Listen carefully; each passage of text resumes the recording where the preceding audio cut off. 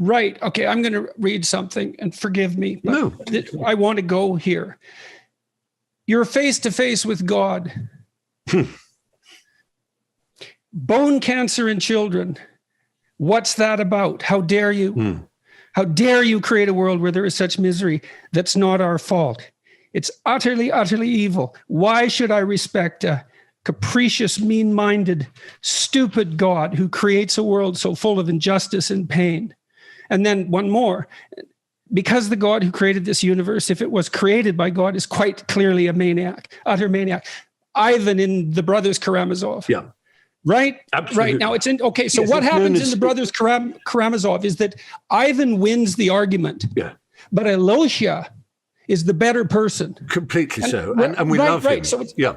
It's a right, book so it's everyone very should interesting. read. I would urge Right. everyone to read The Brothers Karamazov because I do think it's a work of genius. There's a lot about Dostoevsky I really dislike because of his influences.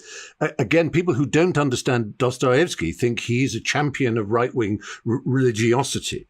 Without understanding that he went through an extraordinary life experience to come to where he did come, and that his novels show his full understanding of all kinds of different points of view. But in terms of the dialectic of that issue about how there can be a God, I mean, I was answering a question that I was asked. I know, and I'm not trying. I'm not really course, not trying to put you on the spot. My point is, I don't believe there is such a being. But if there were, and he were the kind of being that has been worshipped and described by various religions around the world, monotheistic religions, then I would have many bones to pick with him. But of course, I don't believe there is such a thing. But the argument from evil, as it's known, is a very old one, and it goes back through medieval religious figures as well as later humanists. That this idea that it is very hard to square this loving God who has knowledge of every hair on our head and adores us and adores little kittens, but he also, as I say, bone cancer in children, but also life cycles of insects whose whole aim is to burrow into the eyes of children in Africa and lay their eggs there and cause blindness for those children. I mean, you could quite easily picture a universe in which there weren't such an animal, and in which children were not sent blind with pain and horror by the various bugs and fungi and insects and viruses in the world. It isn't necessary. There's a worm in Africa that burrows under the skin, and it's longworm. And if you can pull it out with a pencil and wrap it, but it breaks, it's fragile, and then it gets infected. It's a terrible thing. And a doctor recently made it his life's work to eradicate that and did it successfully. Yeah. And so then I read what you wrote, and I take it very seriously. I wasn't throwing it in your face. No. I brought it up actually because of what you said about Flaubert's attitude. Because what your statement lacks is exactly what Flaubert highlighted in that woman on her knees. And I'm not saying this is a simple solution, right? And I would say, so let's take the argument you made there. And there's a direction that goes in that's nihilistic and resentful and vengeful and angry and all understandable. Yes. But to me, it doesn't look to me like there's anything good in it. It looks like it's entirely counterproductive. It makes the problem it purports to have been generated by worse. Mm-hmm. So then the question is, what's the appropriate attitude given that the argument you make is actually an extraordinarily powerful argument? And I don't know the answer to that, but I do know, I think that resentment and anger, and even the motive that would make you want to say that to God himself, I think that's probably not helpful, even though it's so, well, I came to that with great difficulty. I mean, I've had my reasons to be resentful and angry, especially recently, and because I'm suffering a lot of pain. Yeah. And it makes me resentful and angry and wanting to shake my fist. Yeah. But I found upon intense consideration that there was nothing in that didn't make it worse, and that therefore that must be wrong. even though it's justifiable, right? Jordan, I completely understand. And you must remember that my response was to a question I didn't see coming, and it was amused. It was because I don't believe in this God. It's not an issue. I'm not really resentful and angry about the fact that there's evil in the world. I'm sorrowful very often, and I'm united in my admiration for the fact and the real belief I have that most people, fundamentally, given this dysfunction or this deep trauma, most people are so good, are so anxious to be good, are deontically good, have a sense of obligation and drive in them to be better than they are. I think that's one of the key things that I love about humanity, is not just that we are dissatisfied with things that are wrong and can be improved, but that with ourselves we are dissatisfied, and that most of us want to be better. I know that's true of me all the time. Every time I go off to sleep, I think, how did I screw up today? How can I be better tomorrow? Why am I so bad at this? If only I could manage that. In moral terms, genuine moral terms. I think that's an extraordinarily common experience and very much under-noticed. Yeah. And part of the reason, as far as I can tell, that the talks that I've been giving, let's say, have had the effect that they've had is because I do point out that that's an extraordinarily common experience. Yeah.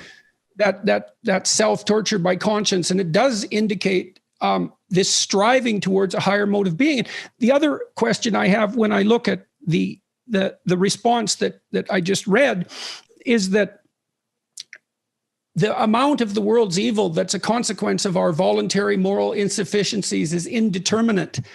So you might say, hypothetically speaking, that as part of God's creation, we actually have important work to do. And if we shirk it, the consequences are real.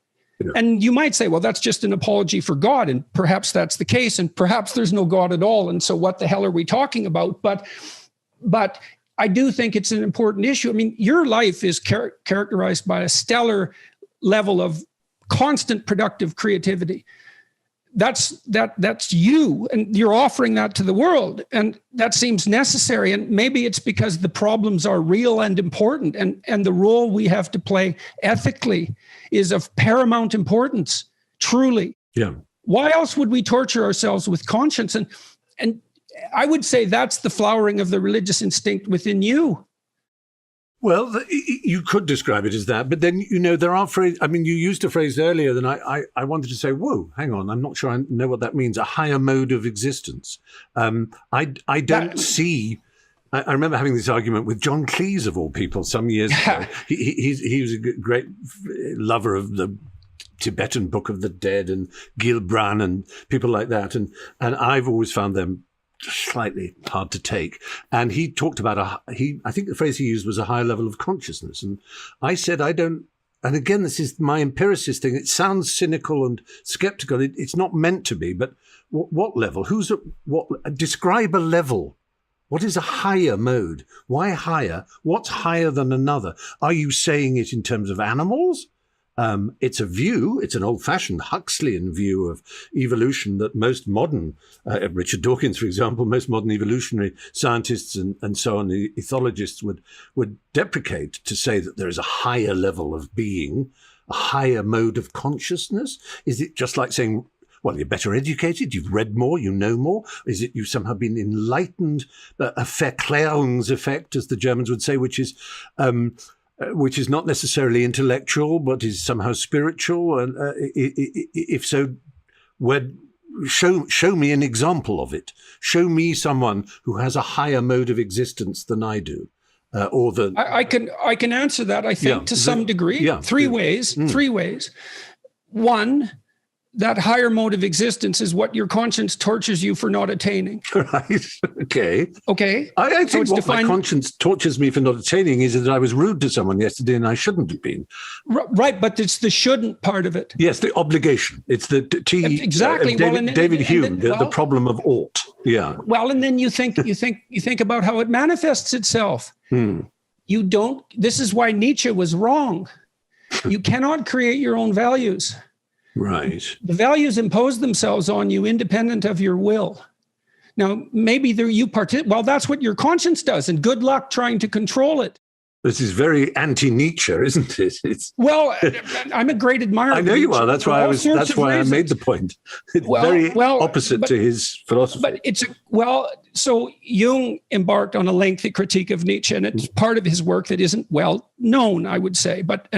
We'll leave that be, except to say that the psychoanalysts, starting with Freud, well, not really, but popularized by Freud and systematized, showed that we weren't masters in our own psychological house. Right. There were autonomous entities, yes. And those would be the Greek gods to some degree that operated within us, and we were. Which is Julian Jaynes's point, exactly. Yes. Yeah. We're in. Yes. I have my problems with Jaynes, but as a overarching idea, there's interest in it. Okay, so there are things happening with us and to us in the moral domain that we cannot control. Yeah. And that stunned me when I first learned it as a proposition. It's, oh yes, look at that. Here's one. What are you interested in? Yeah. Well, that grips you. Okay. Number two, what does your conscience bother you about? Okay. That's, you're inadequate by your own standards. Mm-hmm. Now, what adequate would mean, that's a different question, but it's defined negatively by conscience. Yes. And then better, there's one that I said I would lay out three. You can look at Jean Piaget's work on developmental psychology. On the development of the subject, yes. He was a genetic epistemologist. Yes, and what he wanted to do was, this is what he wanted to do. He wanted to unite science and religion. That was his goal. And he wanted to look at the empirical development of values.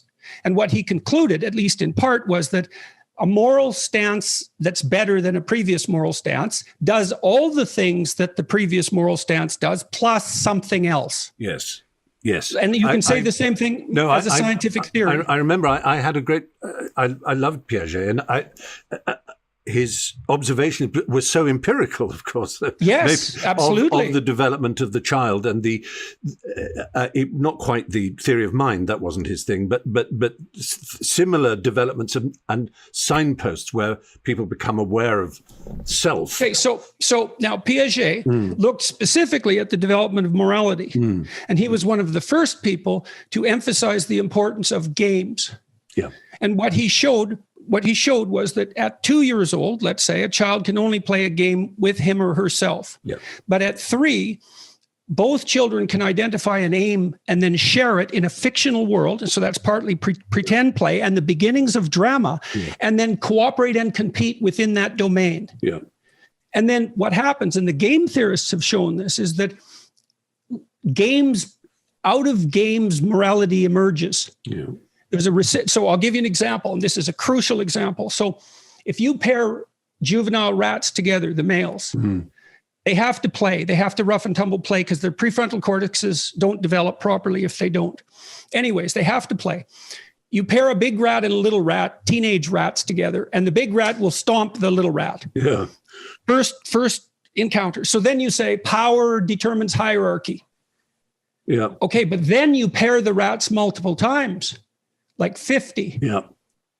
Then if the big rat doesn't let the little rat win 30% of the time, the little rat will stop inviting him to play.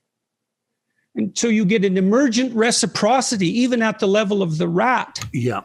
That is, it's fascinating, isn't it?